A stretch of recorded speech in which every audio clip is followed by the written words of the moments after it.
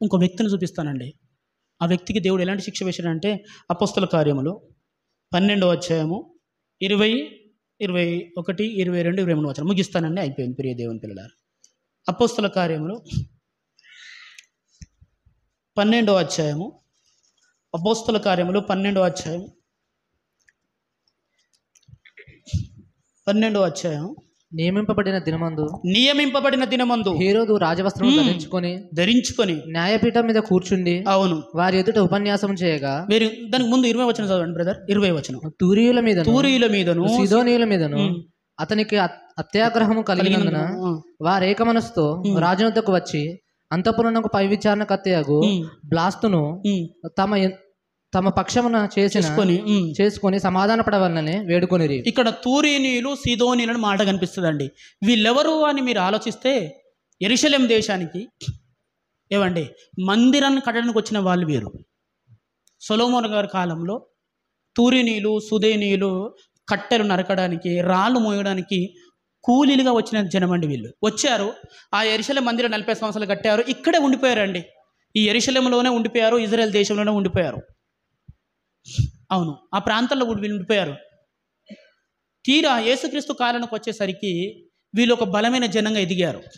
వాళ్ళ పైన అంటే ఆ ఇజ్రాయెల్ దేశం పైన, యూదా దేశం పైన అధికారి ఎవరు అని అంటే హేరోదు. ఏవండి గ్రేట్ హేరోద్ అని పిలుస్తారు. హేరోద్ అండి. ఈ హేరోదులో ఉన్న టాలెంట్ ఎలాంటిదంటే ప్రియ దేవుని పిల్లలారా, ఇక్కడున్న ఈ సీదోనీయులు తూరునీయులు వీళ్ళు ఒక విప్లవం తీసుకొచ్చారండి. ఎంతటి విప్లవం అంటే, మనం వేరే దేశం నుంచి ఇక్కడికి వచ్చాం అంటూ మనకంటూ ప్రత్యేకమైన దేశం మారాలి, మనకంటూ ప్రత్యేకమైన రాజు రావాలి, మనకంటూ ప్రత్యేకమైన పరిపాలన కావాలి అని ఒక రకంగా చెప్పాలంటే సహాయ నిరాకరణ ఉద్యమం అంటారు చూసారా, అలాంటిది చెప్పటారండి వీడి చరిత్రలో. సైలెంట్గా రాజుకు వ్యతిరేకంగా పన్నులు చెల్లించడం మానేశారు. ఏ పని అండి, ఒక రకంగా చెప్పాలంటే రాజుకు ఉన్నది ఏంటి అంటే ఆర్థికపరమైన బలం, సైన్యంలో పని మానేశారు, ఆర్థికంగా పన్నులు చెల్లించడం మానేశారు. ఒక రకంగా చెప్పాలంటే హేరోదు పైన మహా విప్లవం తీసుకొచ్చారండి. వీళ్ళ చేతిలో కత్తి లేదు, కర్ర లేదు, కానీ ఈ ప్రజల్లో ఉన్నది ఏంటంటే ఐకమత్యం. ఈ ప్రజల్లో ఉన్నది ఏంటంటే బలం. గ్రేట్ హేరోదును వణికించారు వీళ్ళు. బానిసలుగా వచ్చిన వీళ్ళు హేరోదు రాజును వణికించారండి వీళ్ళు. ఇంత బలంగా జరుగుతుందండి. ఒక రకం చెప్పాలంటే నిశ్శబ్ద యుద్ధం ఇది, అంతర్గత యుద్ధం అంటారు దీన్ని. అంత బలంగా జరుగుతుంది దీన్ని. ఇంతటి బలమైన యుద్ధాన్ని తన తెలివితో దెబ్బతీసిన వ్యక్తి ఎవరంటే హేరోదు అండి. ఎంత తెలివిగా దెబ్బతీశాడంటే తన మీద తిరుగుబాటు చేసిన ప్రజలే ఆయన దగ్గరికి వచ్చి రాజా మేము తప్పు చేశామని ఒప్పుకునేటట్టు చేశాడండి వీడు. ఎవరు? హేరోదు. అర్థమవుతుందా లేదా? రాజు పైన అంత ఒత్తిడి తీసుకుని వచ్చిన ఈ ప్రజలే రాజు దగ్గరికి వచ్చి మేము తప్పు చేశాం, మేము బ్రతకడానికి మాకు అన్నం పెట్టండి, మాకు పనులను కల్పించండి, మాకు గ్రాసం ఇవ్వండి అని వేడుకున్నాడండి.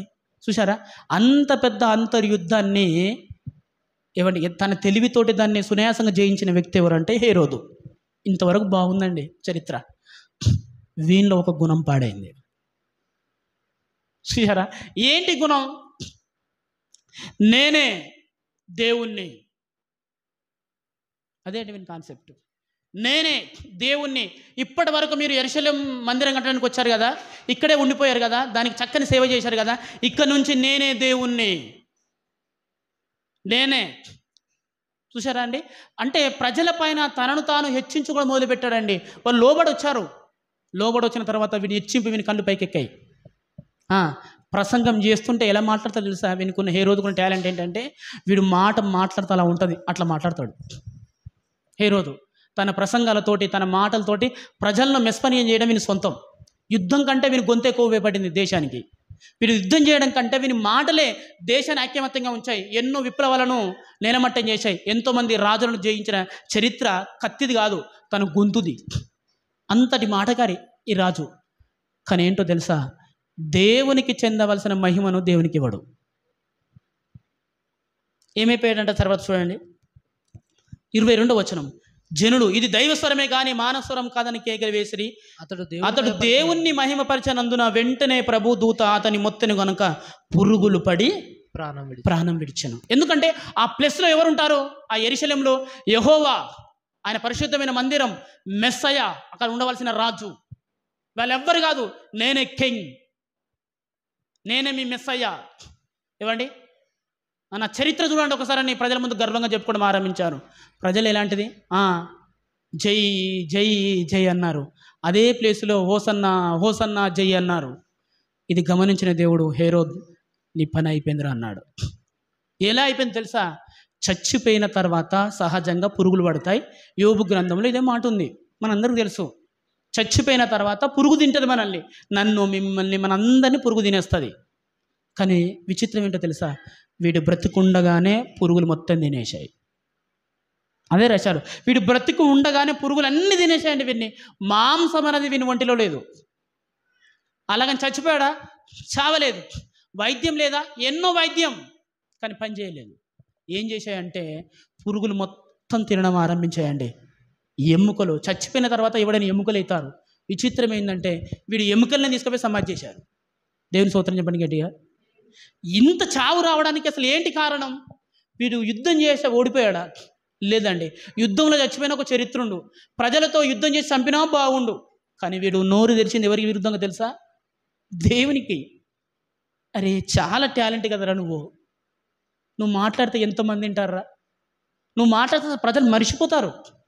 అలాంటి మంచి గొంతు, టాలెంటు, అధికారము ఏం చేసుకున్నావు? దేవునికి విరుద్ధంగా వాడావా అనిపిస్తుందండి. జనరల్గా మీరు ఆలోచించండి. హీరోదే కాదు, మనందరిలో ఉంటుందండి టాలెంట్. మనందరిలో టాలెంట్ ఉంటుంది, దమ్ము ఉంటుంది, ధైర్యం ఉంటుంది, అన్నీ ఉంటాయండి. కానీ దేవుడు అనేసరికి ఎందుకో చేయాలనిపించదండి.